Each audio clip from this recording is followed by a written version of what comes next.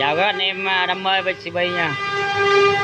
Hôm nay làm cái clip này để nói với anh em là mình cũng sắp sửa ra thêm một lô bá gỗ nữa nha anh em ơi.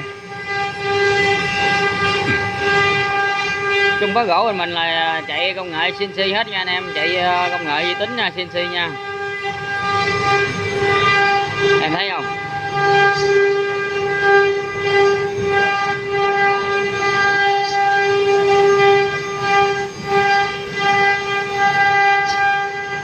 Hai cái máy luôn á, mà nhiều khi đồ nhiều quá rồi chạy không có kịp nha anh em ơi.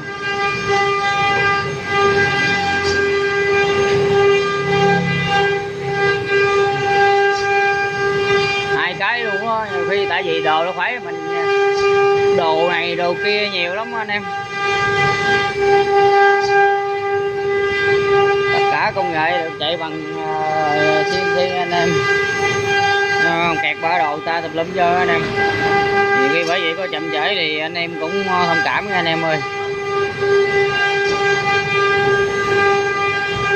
Mình cũng gắng tranh thủ cho các anh em đam mê khỏi có chờ đợi lâu nha anh em.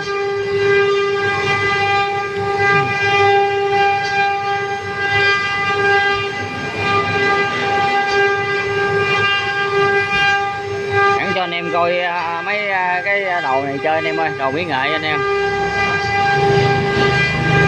Đồ chân nha, Phước Lộc Thọ.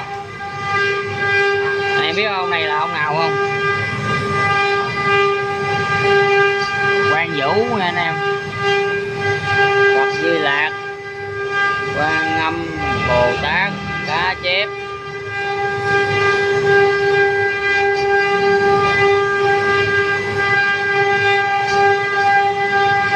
Vậy không anh em? Hàng mỹ nghệ mà.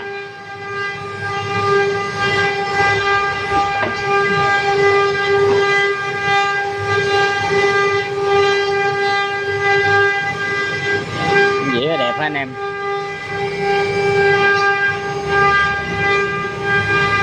Vạn sự như ý anh em. Đó bằng hương nha anh em. Đồ ở đây hương nhiều anh em. Anh em thấy cá chép không anh em, hương bông đẹp không anh em? Anh em thấy hương tím không?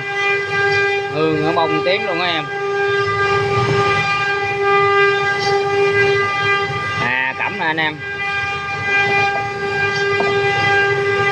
Hết hồn cái đau anh em. Đây là bằng cẩm nha anh em.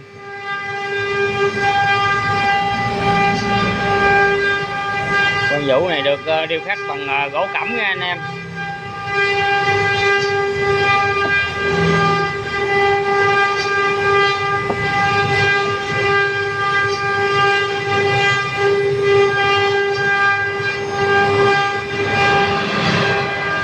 Thôi sẵn mình làm cái clip này để mình nói với gửi đến các anh em á, là cũng vài ba ngày nữa là sẽ có một lô bá gỗ truyền thống mới ra nha anh em. Mấy anh em nào mà có đặt hàng bên thợ săn đêm rồi á thì anh em cũng yên tâm đi nha anh em. Thông cảm cho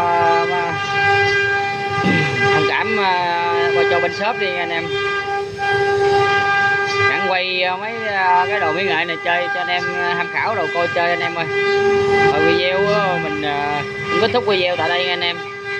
Chào anh em chúc anh em thứ hai ngày đầu tuần vui vẻ và tràn đầy hạnh phúc nha anh em.